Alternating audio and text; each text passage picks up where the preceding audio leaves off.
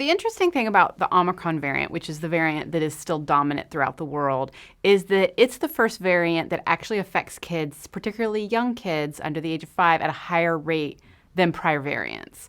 It's actually milder in adults. It's still a severe virus in a lot of adults and is still killing a lot of people, but it kills less people than prior variants, even controlling for vaccine status. But in kids, it's actually hospitalizing more kids. And the reason that is because the Omicron variant likes to infect the upper part of the airway, so above the chest. And in kids under 5, that's a very small part of the body. So it gets very inflamed. They get a bad croupy cough. They have a little bit of trouble moving air. They get something called stridor, and they have to come in for breathing treatments. So we're actually seeing more of that than we used to with Omicron, and that's holding steady.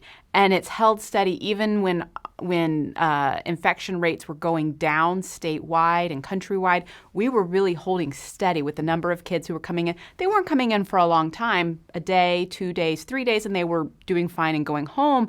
But as a parent, I think, even if it's only for 3 days, do I want my kid in the hospital at all? And wouldn't it be so much better to get the vaccine and not be in the hospital?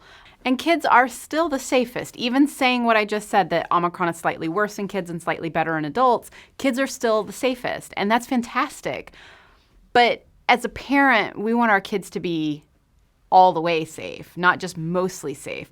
And the other thing that you have to know about the vaccine is the vaccine reduces the risk of MIS-C, the multisystem inflammatory syndrome in children related to COVID-19, by 97%. So there's a 97% reduction in the risk that your kid, 4 to 6 weeks after his acute infection, will come into the hospital with a raging inflammatory process that would land them in the ICU. To me, that's, again, a no-brainer. I don't want even though the risk for MIS-C is low, it's slightly less than 1%, I want it to be 0%. And then the other thing is long haul. Kids under 5 are at very low risk for COVID long haul, very low risk. But the vaccine reduces that risk by another 50%. So it's all about risk reduction. Sure, kids are starting at a relatively low risk, but we can take that risk even lower with a very safe vaccine. This vaccine is incredibly safe. So as a parent myself of a 3-year-old and a 5-year-old, it's a no-brainer. Of course, my 3-year-old's going to get vaccinated. There are 2 shots that were just approved. One is from Moderna and one is from Pfizer. The Moderna shot it's a 2-shot series.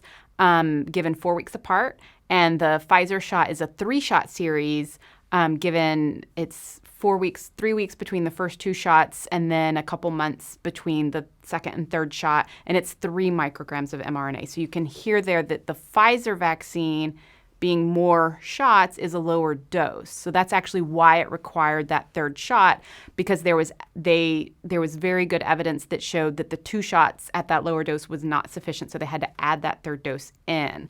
With the Moderna vaccine being a higher dose shot, the 2 dose was sufficient.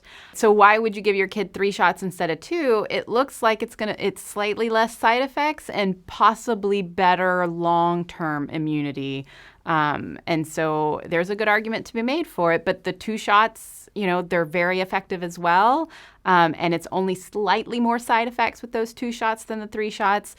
So I think either vaccine is going to be great for for the whole population. If you have any questions about the vaccine, you can talk to your pediatrician about it. I've been meeting with a lot of pediatricians over the last weeks to help make sure they get all the data that they need to understand the vaccines and answer people's questions. If people have other questions that their pediatrician can't answer, they can go to our website or to cdc.gov.